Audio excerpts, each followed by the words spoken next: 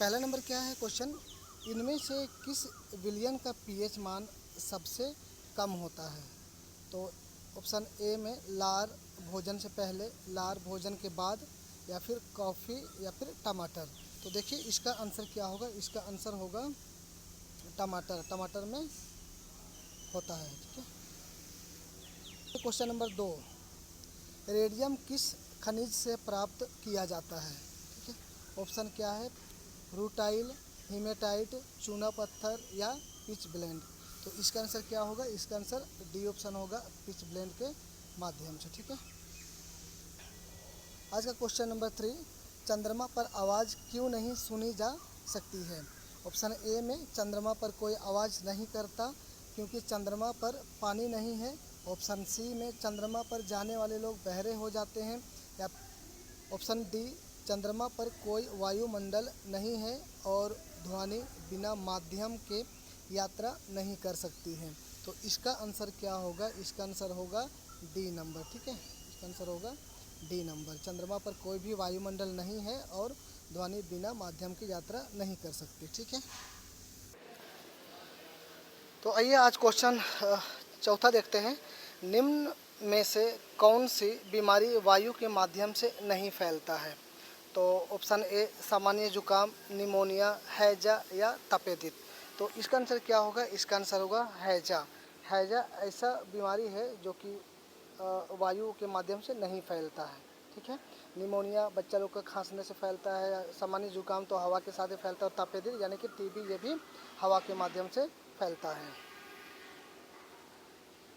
आइए आज question number 5, cycle चलाते समय ऊर्जा का किस प्रकार रूपांतरण होता है?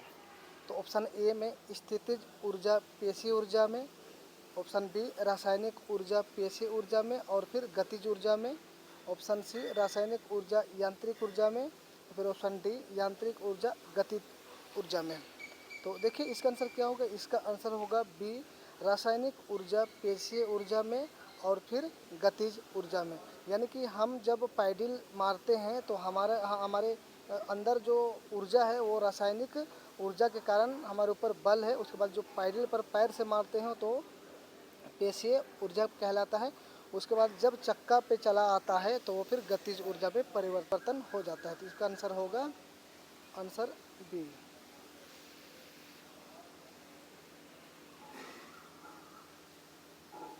क्वेश्चन नंबर 6, ई 300 का सामान्य नाम क्या है? Option A vitamin D, option B vitamin C, option C vitamin A, option D vitamin K. तो देखिए इसका सामान्य नाम विटामिन सी है, यानी कि ऑप्शन बी होगा। क्वेश्चन नंबर 7, सोडियम क्लोराइड के जलीय विलयन को क्या कहा जाता है?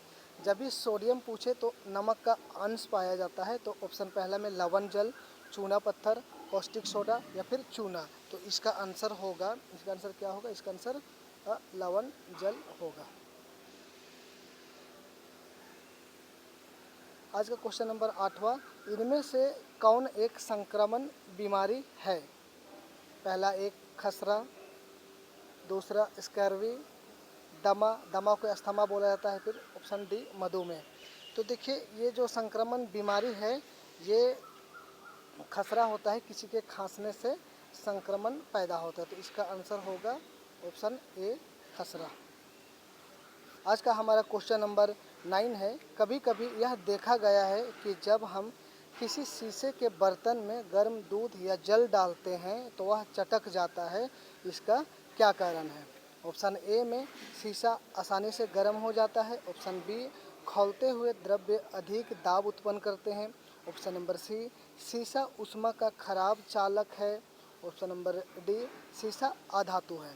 तो देखिए इसका आंसर क्या होगा, जब गर्म दूध या गर्म जल को कोई शीशा के बर्तन में डाल देते हैं तो उसका जो दाब है बहुत अधिक उत्पन्न होता है, इसीलिए वो चटक जाता है। इसका आंसर होगा option number B, option number B हो। ठीक है। आज का क्वेश्चन नंबर 10, सिगरेट के धुएं में मुख्य प्रदूषक है?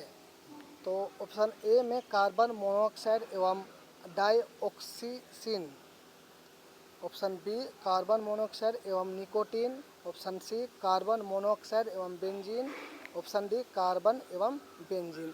तो इसका आंसर क्या होगा? इसका आंसर ऑप्शन नंबर सी होगा, कार्बन मोनोऑक्साइड और बेंजीन होता है, यानी कि इसका आंसर होगा सी।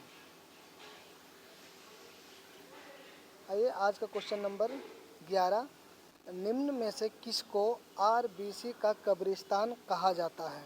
ऑप्शन ए यकृत, बी प्लीहा या फिर स्प्लीन, ऑप्शन सी मस्तिष्क, ऑप्शन डी हृदय।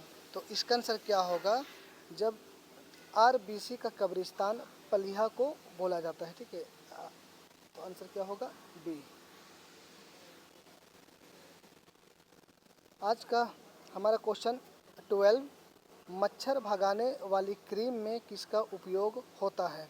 ऑप्शन ए नीम की पत्तियों का, ऑप्शन बी नींबू की पत्तियों का, ऑप्शन सी तुलसी की पत्तियों का या फिर ऑप्शन डी चावल की भूसी का। तो देखिए इसका आंसर क्या होगा? इसका आंसर ए होगा, नीम की पत्तियों का उपयोग किया जाता है। तो इसका आंसर ए होगा, नीम की पत्तियों का उपयोग किया जाता है। आज का हमारा क्वेश्चन नंबर 13, रोशनी के लिए उपयुक्त साधारण ट्यूब लाइट में क्या होता है? ठीक है, ऐसा क्वेश्चन पूछा है।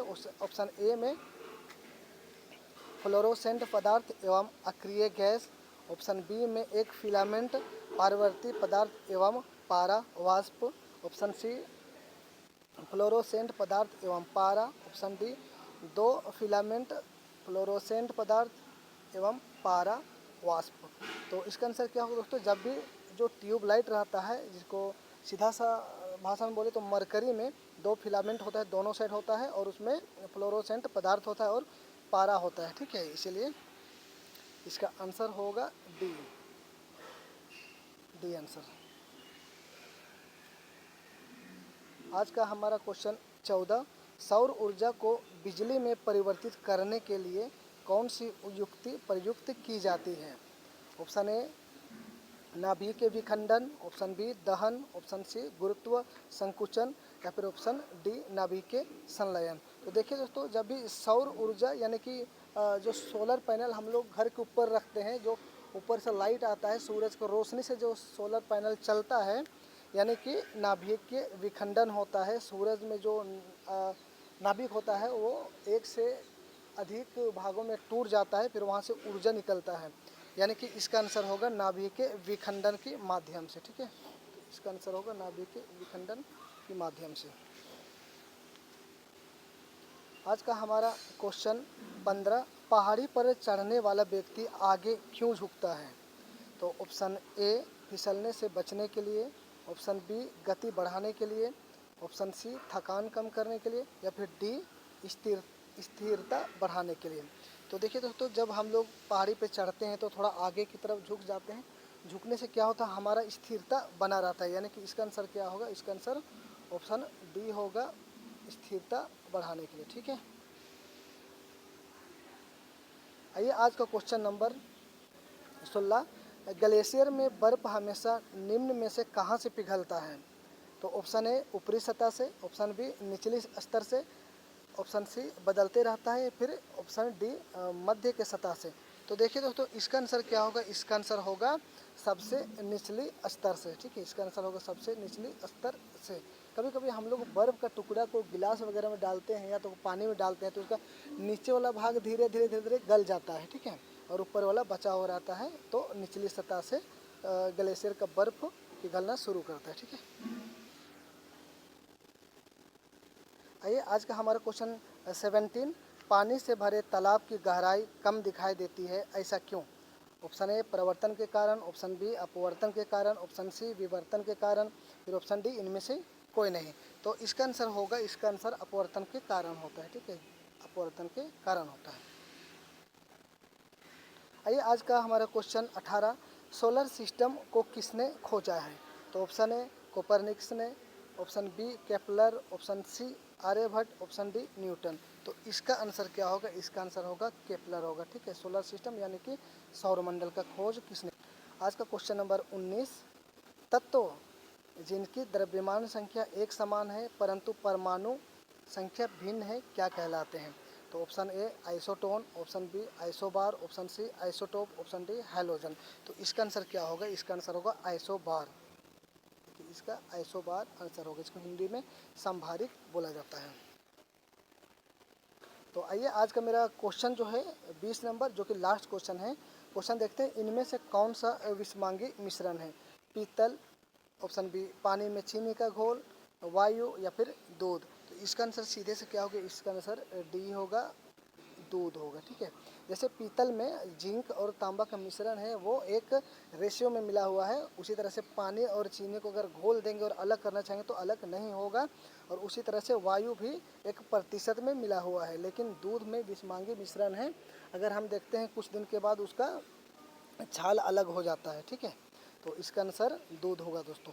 तो दूध होगा दोस्तों। आई होप आप लोग को समझ में आया हो दोस्तों। तो आज के लिए इतना ही दोस्तों, चलिए अगला वीडियो में फिर से मिलते हैं, तब तक के लिए सबको धन्यवाद दोस्तों।